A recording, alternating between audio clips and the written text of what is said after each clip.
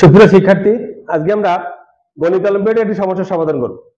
আমরা বোর্ডে একটা প্রশ্ন দেখতে পাচ্ছি 3 3 into 3 3 into 3 into 3 3 into 3 into 3 into 3 এভাবে বার 1000 বার যদি 3 গুণ করা হয় তাহলে গুণফলের একক স্থানে কোন অঙ্কটা আসবে এটা বের করতে হবে। অর্থাৎ প্রথমবার 3 এসেছে, দুটো গুণ করলে 3 3 9 আসবে। এভাবে লাস্ট যখন 1000 বার আমি 3টাকে গুণ করব তখন একক স্থানে কোন অঙ্কটা আসবে এটা আমাকে নির্ণয় করতে হবে। প্রশ্নটা বুঝতে পেরেছি? 3 3 ইন্টু 3 অর্থাৎ 2 বার গুণ করলে কত আসে, 3 বার গুণ করলে কত আসে, 4 বার গুণ করলে কত আসে। এভাবে যদি 3কে আমি 1000 বার গুণ করি তাহলে একক স্থানে কোন অঙ্কটি আসবে এটা আমাকে নির্ণয় করতে হবে। আমরা দেখি এটা কিভাবে সমাধান করা যায়। তো 3কে যখন একবার মানে 3কে যখন আর কোনো 3এর সঙ্গে গুণ না করা হয় তখন একক স্থানে কত আসে? একবার গুণ করলে কত আসে? একবার গুণ করলে, একবার তো গুণ করা যায় না, একবার হলে একক স্থানে কত আসবে বলো? 3। যখন 2 বার গুণ করা হয় তখন একক স্থানে কত আসবে? 3 3 9 আসবে, তাই না? যখন 3 বার গুণ করা হয় তখন একক স্থানে কত আসবে? কত? 7। যখন 4 বার গুণ করা হয় তখন কত আসবে? 1। কিভাবে বুঝলাম? এর সঙ্গে 3 গুণ করলে হয়ে যাবে, একক স্থানে অঙ্কের সঙ্গে 3 গুণ করলে 3 7 21 1 অর্থাৎ 1 আসবে। যখন 5 বার গুণ করা হবে তখন কত আসবে বলতো? 3 1 কে 3 অর্থাৎ 3 আসবে। তো আবার যখন 6 বার গুণ করা হবে তখন কত আসবে?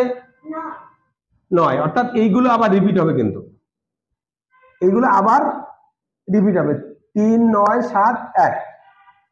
তাহলে একবার গুণ করলে 3 আসে, 2 বার গুণ করলে 9 আসে, 3 বার গুণ করলে 7 আসে, 4 বার গুণ করলে 1 আসে। আবার যখন 5 বার গুণ করি তখন আবার 3 আসবে। অর্থাৎ এই 4টি আসার পর পর আবার কিন্তু একই ভাবে আসবে 3 9 7 1 3 9 7 1 3 9 7 1, তাই না? তাহলে আমার এই 3 আসে কোন কোন বারে বলো তো? প্রথমবারে আসে, তারপরে কতবারে আসছে এখানে? পঞ্চম বারে আসবে, তাই না? এরপরে কতবারে আসবে বলো তো? এরপরে আসবে কতবার বেড়ে? 4 9। এরপরে কত আসবে? 13 বারে, 13 বারে। অর্থাৎ এইভাবে আসতে থাকবে।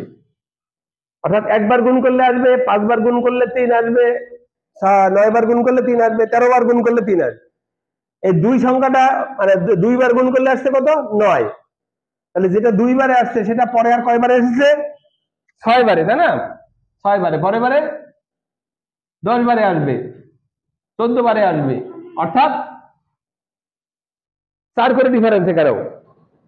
যখন 2 বারে আসছে, 6 বারে আসছে, 10 বারে আসছে, 14 বারে আসছে। এরপরে দেখো 3 বার যখন গুণ করা হয় তখন কত আসছে? 7 আসছে। 7 আসবে তৃতীয় বারে, আর কত বারে? 7 বারে, আর 4 করে যোগ করো 11 বারে, আর 15 বারে। এইভাবে আসতেই থাকবে, তাই না? আচ্ছা, এবারে এরপরে আসছে 0 আসছে, এটা কিন্তু ভাগ করলে 0 হয়। 0 আসছে কত বারে? 0 বারে আসছে, 4 বারে আসছে, 8 বারে আসছে, 12 বারে আসছে, 16 বারে। এখানেও 4 করে ডিফারেন্স, তাই না? এখন আমার 1000তম বারে কত আসবে সেটা বের করতে হবে। আমরা একটু চিন্তা করি, এই যে সংখ্যাগুলো এসেছে না, এইগুলোকে 4 দিয়ে ভাগ করলে কত অবশিষ্ট থাকে বলো? প্রথমটা 1 অবশিষ্ট থাকে, এটা 2, এটা 3, এটা 0। তাহলে আমি যদি 1000কে 4 দিয়ে ভাগ করি, যদি 1 অবশিষ্ট থাকবে তাহলে 3 একক স্থানে 3 আসবে। যদি 2 অবশিষ্ট থাকে 9 আসবে, যদি 3 অবশিষ্ট থাকে 7, যদি 0 অবশিষ্ট থাকে 1। তাহলে আমার ফার্স্টে কি করতে হবে? 1000কে কত দিয়ে গুণ ভাগ করতে হবে? 4 দিয়ে।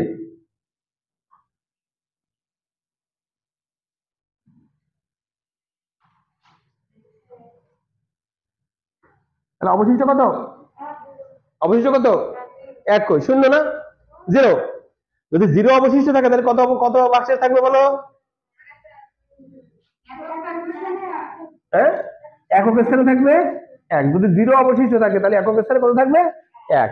তাহলে 1000তম বারে আমি যখন গুণ করব তখন একক স্থানে কত থাকবে? 1। ঠিক আছে, এবার একই অঙ্ক যদি আমি এখানে 1000 না দিয়ে আমি দিতাম 1005, 1005 বার গুণ করা হতো। তার মানে জাস্ট আমি কি করতাম, এই 1005 কে আমি 4 দিয়ে ভাগ করতাম। 1005 ভাগ 4, 4 দুকানি 8, 2 0 4 5 20, এতে হলো 5, আর 1 কে 4, 1 অবশিষ্ট আছে। 1 অবশিষ্ট থাকার জন্য কত একক স্থানে কত থাকবে? কত? 3। তার মানে তখন উত্তর হতো 3। ঠিক আছে, তাহলে এই সংখ্যাটা মেইন না, মেইনটা আমার টেকনিকটা মেইন। আমি নিশ্চয়ই 1005 বার গুণ করে দেখবো না, গুণ করলে আমার উত্তরটা ওইভাবে আসবে, কিন্তু অনেক টাইমের ব্যাপার। কিন্তু আমাকে কি করতে হবে? টেকনিক অ্যাপ্লাই করতে হবে। ঠিক আছে, আমরা কি বুঝতে পেরেছি ব্যাপারটা? হ্যাঁ, এই টাইপের অঙ্ক আমরা আসতে পারবো? আচ্ছা, একক স্থানে আমাদের তাহলে এখানে একক স্থানে কত আসবে? কত? 1। শূন্য থাকলে 1 আসে। এরকম ভাবে আমি টেকনিক বুঝে তারপরে অঙ্কটা করব। ঠিক আছে, আচ্ছা তোমরা একটা অঙ্ক করো, সবাই সবাই তোমরা এই নিয়মের একটা অঙ্ক করো। মনে করো তুমি 7 into 7, 7 into 7 into 7, এইভাবে তুমি 2025 বার যদি 7 গুণ করো, তাহলে গুণফলের একক স্থানে কোন অঙ্কটি আসবে? এই সমস্যাটার সমাধান তোমরা করতে পারো। এটা করে আমাকে দেখাও। একই নিয়ম ফলো করবা তোমরা। প্রথম একবার গুণ করে কত আসছে, 2 বার গুণ করলে কত আসছে, 3 বার গুণ করলে কত আসছে, এইভাবে বের করার পরে তারপরে দেখবা ডিফারেন্স কত আসছে, এরপরে ওইটাকে ওই ডিফারেন্স দিয়ে ভাগ করে দেখবা অবশিষ্ট কত আসছে। সবাই শুরু করো।